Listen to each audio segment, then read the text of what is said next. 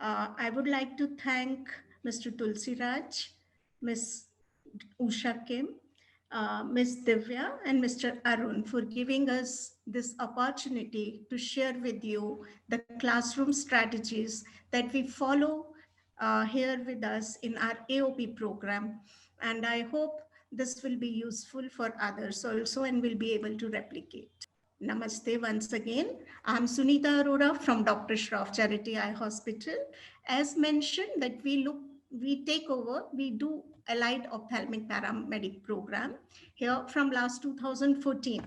And when it comes to training or when it comes to teaching, we believe that best teaching is the one which assists in discovery. For classroom management, we feel that it's essential to follow these 5 Rs, which we'll try to cover during this workshop. We'll discuss about the importance of relationship building, which is one of the important for classroom management. In our program, we feel it is our responsibility to get to know our participants, not just academically, but personally and socially as well. We feel that it's good to understand their hobbies, liking, and their personal interest, fears, and what motivates them so that we can engage them adequately in the program, because unless we engage them, the classroom become ineffective. To make this effective, what happens that in the first week of our training program, we make them set the rules. We ask them that tell us what kind of rules you would like to follow to make this classroom more stable and more organized. Then we also ask them what their expectations are. They also decide, for instance, if we do any competition, who would be the winner. Then also some of the people, we create volunteers to manage the entire classroom.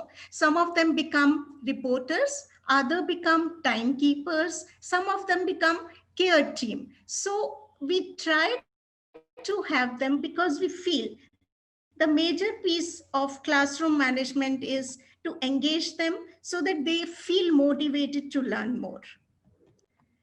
These are the example of some of the rules set by the students, because they themselves set what they want to do so that they can abide and have the more ownership to the rules set. As you see some of the pictures over here, this is the first batch that we did in 2014. You can see that we also have fun activities with them. We do dance with them, we do click pictures with them, and then have a personal time with them. The second R we feel is routines, which is one of the most important part, because we feel facilitator who are ready are able to maximize the learning and able to reduce the misbehavior. So it's again, as it was talked by Mr. Tulsi Raj and Dr. Usha Kim, that one of the major responsibility for smooth running class is the responsibility of trainer and having the right attitude. With the same mindset, we also feel, and as whatever the discipline, procedure, consequences, and what kind of parents participation would be or support would be during the program, we set during the first or second week of the program, so that students can be held responsible in case they cross the boundaries. Then once the accountabilities are set, we also try to repair the relationship, because it's not only essential to have make them accountable, but also need to understand what was the reasons that they were made accountable. Then as whatever the routines we set, we make them paste at the place where they can see them regularly, so that if we need to remind them, they can themselves see, oh, what they had said. And we try to be consistent, because it's essential that whatever behavior trainer also have should be consistent and proactive. To make them imbibe the whatever values our organization have. Then we share with them the success stories. We discuss with them our history, how we came and how old we are, and what kind of quality consciousness we have. We do discuss with them so that they do understand the background. If we look, we have a set kind of program, that routine during the day. Our day starts with where are we, wherein we ask them if there is anything they would like to share which they haven't understood, which was taught a previous day, or anything that happened on their way, which they feel is bothering them, or anything exciting happened. So rather than they share with each other, they can share with all, so that they are able to feel and motivated and focused to whatever is happening during the day. Then we have technical session, and after each and every technical session is followed by group work, because at times what happened that they are not all of them from science background, so some of them may not be able to understand. So through group work they are able to ask each other. Those who are lagging behind are able to learn from each other, and then we divide them in different groups. So we encourage them to share whatever the group work they have done with the next group, so that they are able to whatever mistakes they have made, or whatever the better things they have done, others can also learn from them.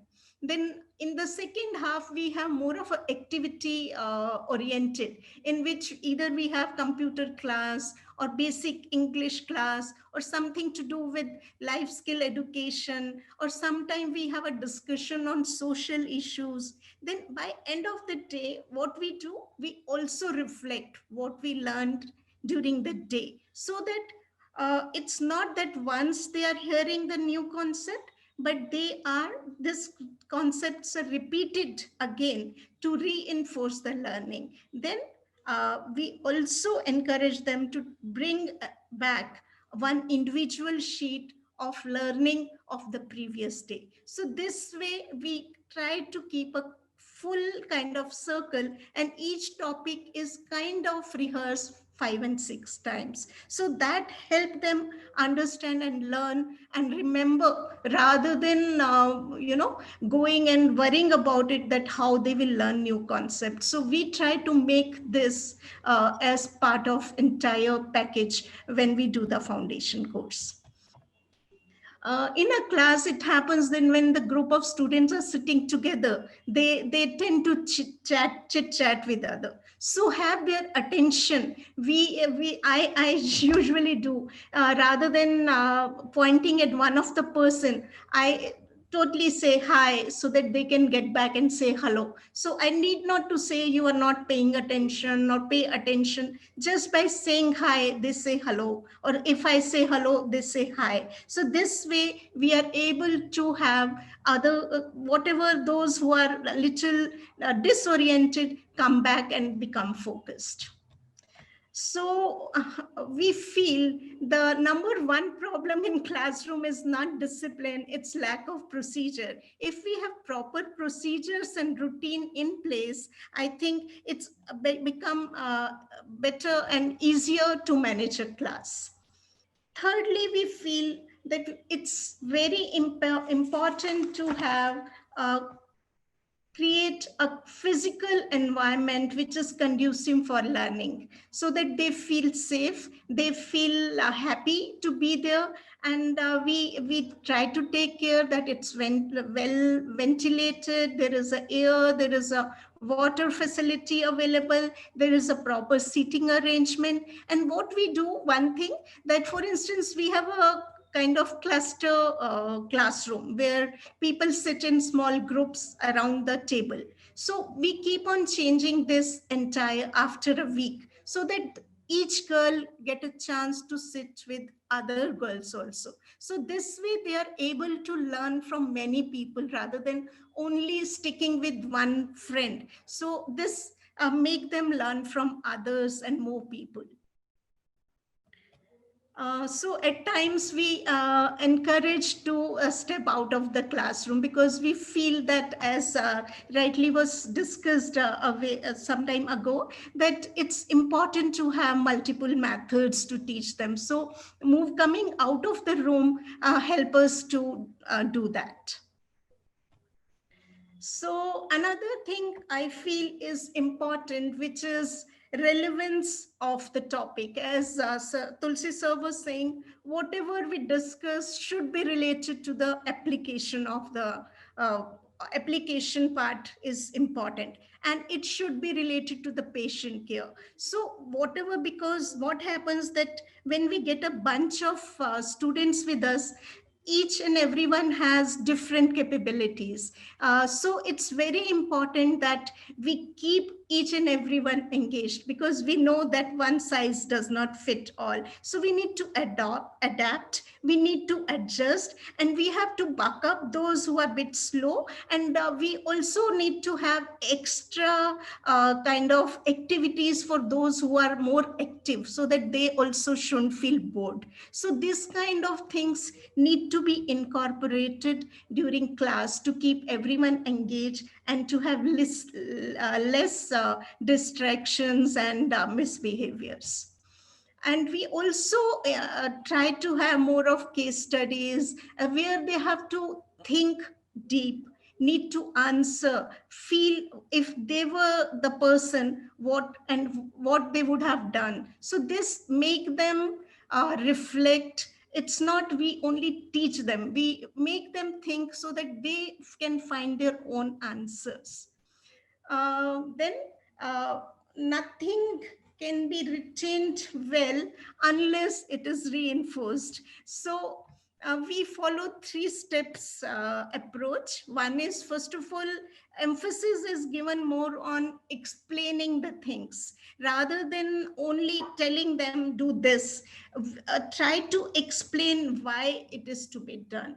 Then we try to model it and demonstrate rather than only asking them to do. And once, if we want them to feel confident, it's very important that they should rehearse, they should practice, and lots of emphasis needs to be given on practice. And to reinforce, it's essential at times to repeat. Though we have set curriculum, but at times we have to change the curriculum, we have to repeat the sessions we feel they are unable to understand, which was difficult to reinforce. And this also goes for those things, behavioral issues, that wherever we feel that there is a behavior issue, we need to teach them again, we need to tell them again.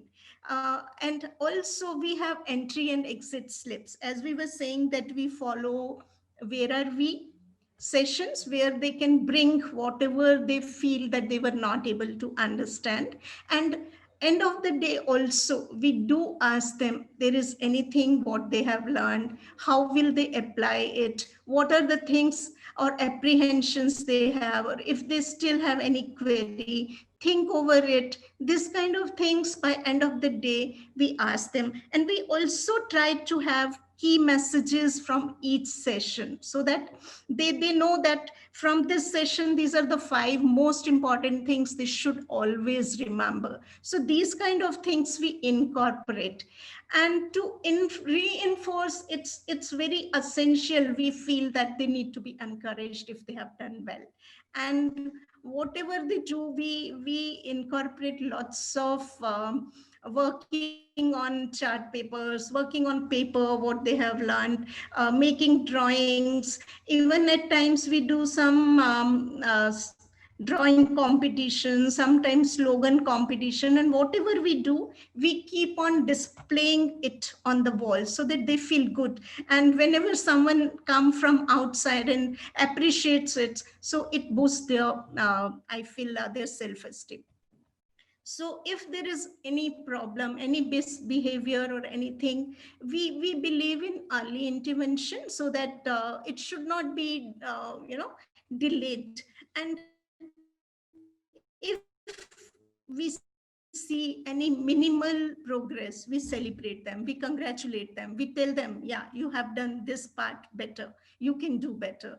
And then at times we try to learn to be calm and seek help if there is any problem. So I feel this is what we have learned, that effective facilitator is the one who affects and touches life, and try to listen rather than teach more. Try to listen what they have to say, because as just Dr. Usha Kim was saying, that a teacher learns also a learner, because when we teach, we learn a lot and we gain a lot. So it's good to listen from them, so that they feel that someone has said, if you want it, teach it. If you expect to maintain it, reinforce, so that things remain with them. So to make ideal training, or to make anyone learn, I feel the ideal training would be which make you reflect, solve, create, grow, and think. Thank you so much.